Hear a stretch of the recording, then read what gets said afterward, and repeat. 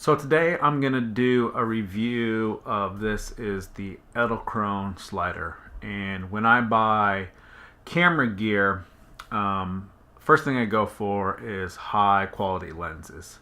Lenses I usually keep. Camera bodies, switch out as they get newer and better. You keep the lenses and then you switch out bodies. And then the next thing that I invest in is different ways to move my cameras, whether it be a jib, some kind of stabilizer, a gimbal, different things to move my camera. And this is one of my new favorite ways to move my camera.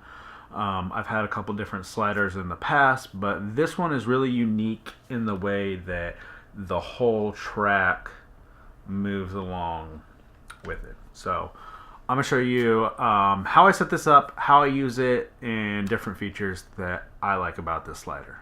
Alright, so first off, when it comes to build quality, this thing is very, very stout. It's all made of metal, except for this band. It's like a fabric, and this piece of fabric pulls the track along back and forth. It's very, very strong. There's no bendage when you put your camera on either sides like some of the other sliders I have. You can't make this actually bend itself. It won't slip. The only thing that will cause your camera to slip going along is what you mount it to. We have a 1/4-20 thread right here. It sinks down into it and then it pops back up. We got a 3/8 here for any kind of ball joint head goes on to. We have adjustments right here and at the end here, so you can take these tracks. From the tracks you have these end clips that makes this band tight. You can put more resistance on it so it's harder to move this back and forth on the track. You also have these screws here to adjust how tight this is to the track, and then we have these wheels that are on here, and there's also screw adjustments for those wheels. And the tighter you make that, the harder it is to pull along the track, but there's no slippage at all. So the very last thing to note before we set this up is there is a locking mechanism, and this stops it from moving. So if you want to use it just as a steady shot, and I'll show you how I do that here in just a little bit. So what we're going to do is we're going to take this and we're going to mount this to these sticks. These particular sticks are the only ones that I would use with this. So you want the tripod legs, and you don't want a connecting, some video tripods come with the legs that connect together, and when you're using this kind of slider, for some reason it can make the sticks move when they're connected. So you want to make sure that they're 3 individual legs and nothing's connected, and you want to have this kind of mount so that way you can level your slider once it gets into place. So take the slider and screw it on here. Now you can connect the camera directly to this. What I like to do, it seems kind of redundant, is now take a head and put it on there.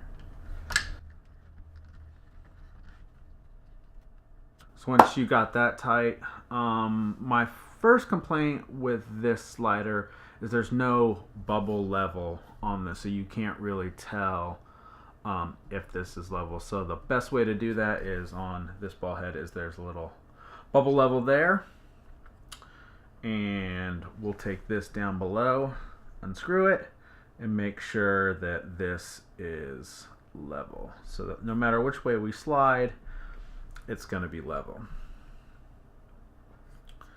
Next thing we want to do is take our camera and place it on here.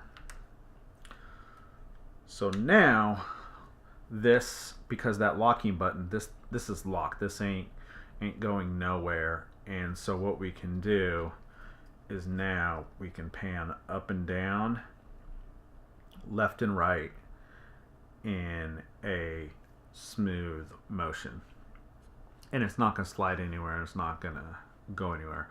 And the reason why I think this is very critical is when you're doing run and gun shooting, you don't have time to change stuff out, and even though it's on a slider, it can now be just a fixed tripod head and it's not gonna go anywhere. And so you can do a slider shot and then you can do a steady shot right here. So when it comes to getting a slider, when I first got this, all I did was sliding shots back and forth.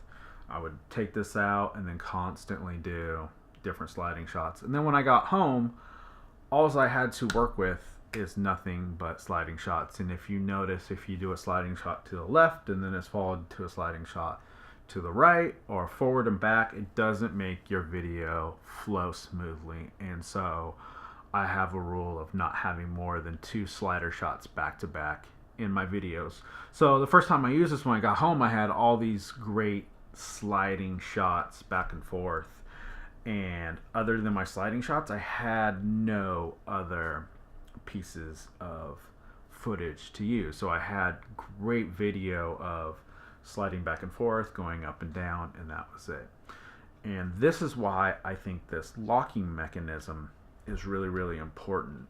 And my biggest tip that I can give to somebody using a slider, especially run and gun where you don't have a lot of time, is getting 3 different shots with the slider.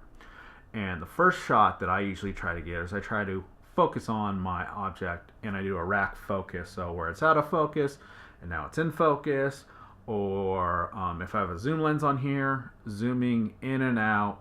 Then sometimes I will also get just a still shot. Just take an image, just let the camera sit there. It's really, really hard because you want to start moving this and doing a lot of stuff with it. So I'll get just a still image.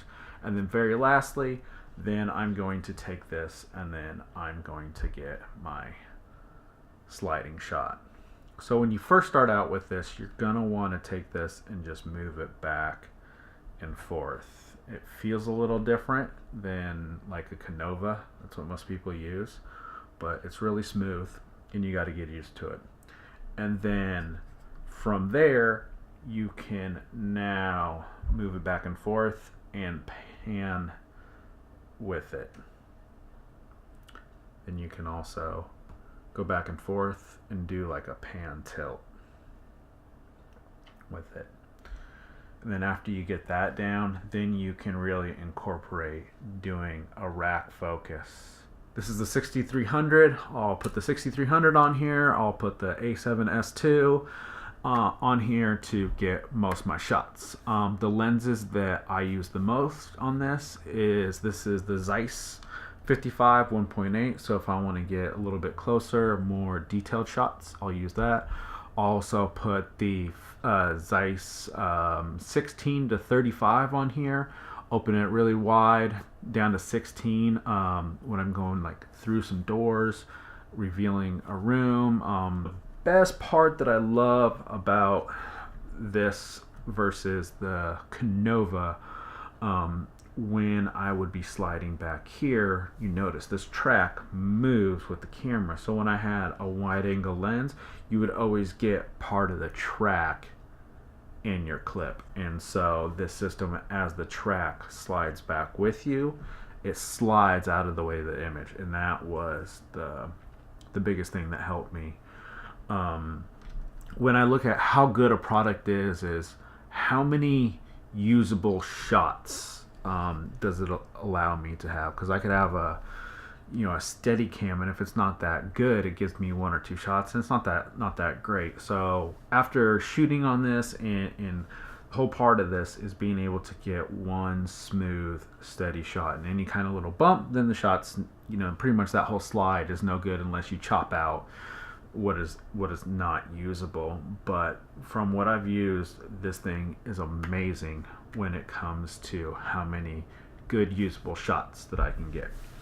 So this right here down below, and the reason why I suggest this kind of tripod, and I'll put a link in the description to the tripod that I use for this, is you now can have your level here, but if it's on uneven ground, then you can really move this either way. And if you want to get a different angle of a shot, now this is tilted down, but then now you can take this tripod head and using your camera, the level on your camera, you can level this out so that way you can get a shot where you're coming uphill.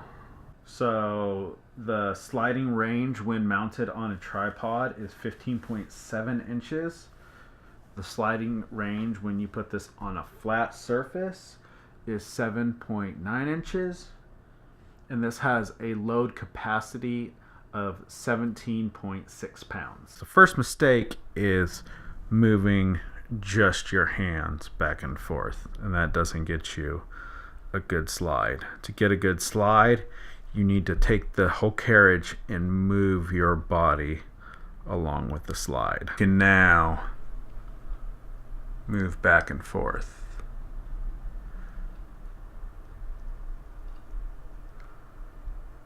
So now I'm going to show you some clips of a wedding that I did a couple weeks ago and some of the shots that I got using the Edelkrone slider.